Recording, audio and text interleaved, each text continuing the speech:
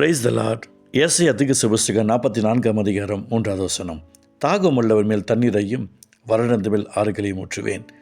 உன் சந்ததி மேலே நாவியும் உன் சந்ததி மேலே நாசத்தையும் ஊற்றுவேன். எனக்கு பிரியமானவர்களே, கிறிஸ்துவுக்குள்ள யாராக இருந்தாலும் சரி, அவர்களுடைய வாழ்க்கையில் தாகம் என்ற ஒரு விஷயம் இருந்தால் மட்டும்தான் அந்த சக்ஸஸான பிளெஸ்ஸிங்ஸ் அவங்களால ருசிக்க முடியும். தாகம் இல்லாமல் எந்த ஒரு காலத்துலேயும் சக்ஸஸை பார்க்க முடியாது. அந்த ஊழியத்தின் பாதையில் நிறைய விஷயங்களில் வெற்றி தோல்விகளை பார்த்தது உண்டு. சுயமாய் பிளான் பண்ணினதெல்லாம் தோல்வியடைந்த காலங்கள் உண்டு. என்னால் முடியாவிட்டாலும் தேவன் பேசிவிட்டால் அது சக்ஸஸ் பார்த்த காரியங்களும் உண்டு.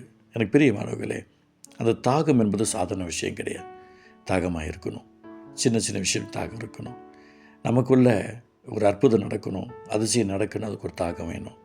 நம்முடைய குடும்பத்தில் ஒரு அற்புதம் நடக்கணும்னா அதுக்கு ஒரு தாகம் வேணும்.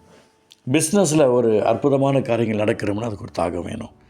தாகம் இல்லாமல் அந்த நன்மையான காரியங்களை ஒரு நாளும் யாராலையும் பார்க்கவே முடியாது.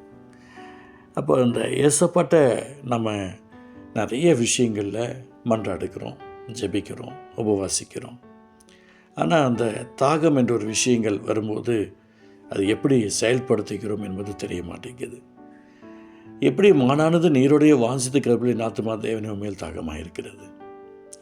அந்த மானுக்கு இருக்கிற தாகம் இரண்டு விஷயங்கள். ஒன்று, அது வேகமாக ஓடி ஓடி ஓடி ஓடி நம்ம லெவல் பார்த்திங்க அப்படின்னு சொன்னால் கிட்டத்தட்ட ஒரு 2 கிலோமீட்டர் ஓடிட்டோம் அப்படின்னு சொன்னால் கண்டிப்பாக மனிதர்களுடைய த்ரோட் ஆட்டோமேட்டிக்காக அவங்களுக்கு தண்ணீர் தேவைப்படும். அது அவசியம். அது வரைக்கும் தான் நமக்கு அந்த எச்சில் சுரப்பி, அந்த சுரப்பி நாளம் செயல்படும். அதுக்கப்புறம் ஆட்டோமேட்டிக்காக முடியாமல் போகும். இது உடல்நிலை சரியாக இருக்கிறவர்களுக்கு. உடல்நிலை பாதிக்கப்பட்டிருக்கிறவங்களுக்கு பார்த்திங்க அப்படின்னு சொன்னால் அவங்க குறிப்பிட்ட தூரத்துக்கு நடந்தாலே போதும் சோர்வாயிடுவாங்க, ஏதாவது ஒரு பலவீனங்கள் வந்துடும். ஆனால் ஒவ்வொரு மிருகத்துக்கும் ஒரு விதமான காரியங்கள் இருக்கிறது.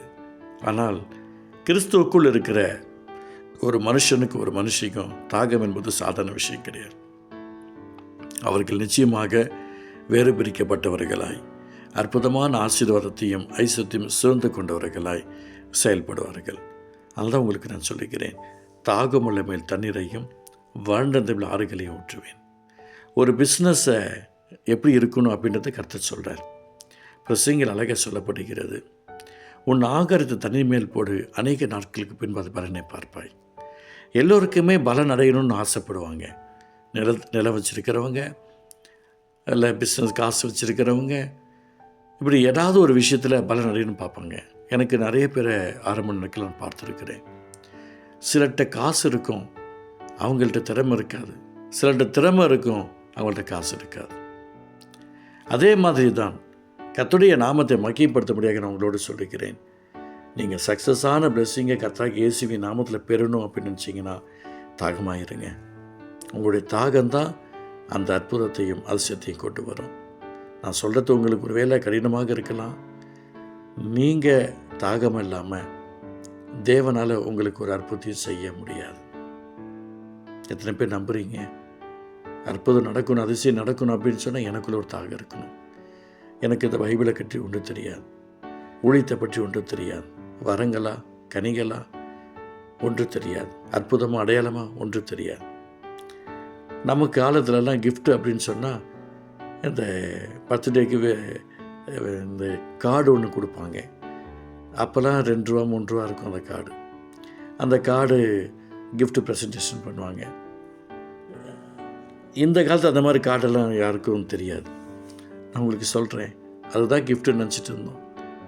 ஒரு கல்யாணத்துக்கு போனாங்கன்னா 20 ரூபா 30 ரூபா கொடுத்து ஒரு வால் கிளாக்கு கிஃப்ட் பண்ணுவாங்க, ஒரு லைட்டு கிஃப்ட் பண்ணுவாங்க. அதில் தான் 50 ரூபா போகும். அதுவே பெரிய விஷயமா இருக்கும். ஆனால் கிறிஸ்துக்குள்ளே இருக்கிற, வளர்கிற, ஆசையாக இருக்கிற, ஓடுகிற யாராக இருந்தாலும் தாகமாக இருந்தாங்கன்னா 100% நான் சொல்கிறேன், இயேசுவின் நாமத்தினால அற்புதமான ஆசீர்வாதத்தை அவர்கள் பெற்றுக்கொள்ள முடியும். இந்த பூமியில் ஏசப்பா செய்ததை நம்மளாலேயும் செய்ய முடியும். அதுக்கு என்ன செய்யணும்? தாகமாக இருங்க. தாகமாக இருக்கிறவங்க மேலே தான் தண்ணீரை ஊற்றுவேன்னு சொல்கிறார். அதனால் இந்த அருமையான நாளில் உங்களுடைய வாழ்க்கையில் இந்த அற்புதங்கள் நடக்கணும். ஏசப்பா, நீர் கிருபை செய்யுங்கப்பா. இந்த வார்த்தை கேட்டுக்கொண்டிருக்கிற ஒவ்வொருத்தருக்கும் நீர் அற்புதம் செய்யும். தாகம் மேல் தண்ணீரை ஊற்றுவேன்னு சொல்லியிருக்கீங்களேப்பா. இயேசுவின் நாமத்தினால இதை கேட்டுக்கொண்டிருக்கிற ஒவ்வொரு பிள்ளைகளுக்கும் அற்புதங்கள் செய்யும். இயேசு நல்ல பிதாவே, ஆமென், ஆமென்.